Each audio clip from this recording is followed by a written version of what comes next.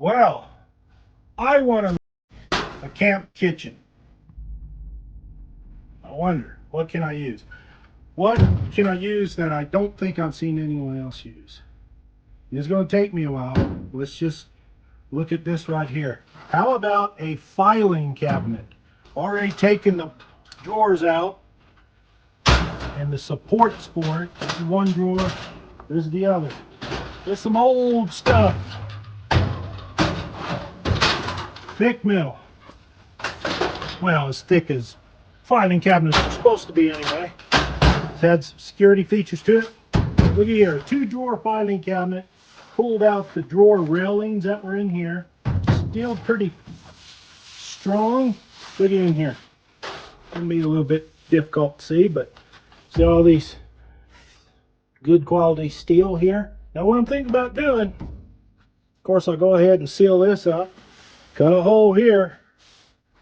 I can also go ahead and make a table for this. A table that comes out, as you've seen, folded out. What do you guys think? Do you have any ideas how to take this and make a camp kitchen out of it? Of course, have handles on the side.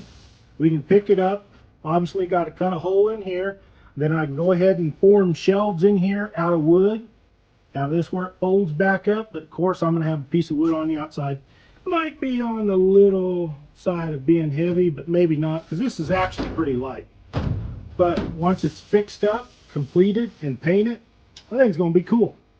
What do you guys think? You think I should? Or do you think I'm just wasting my time? I'm not going to be able to work on it today or even this week, but I think a camp kitchen out of a 2-drawer filing cabinet, it's about time. I think it's going to work out good.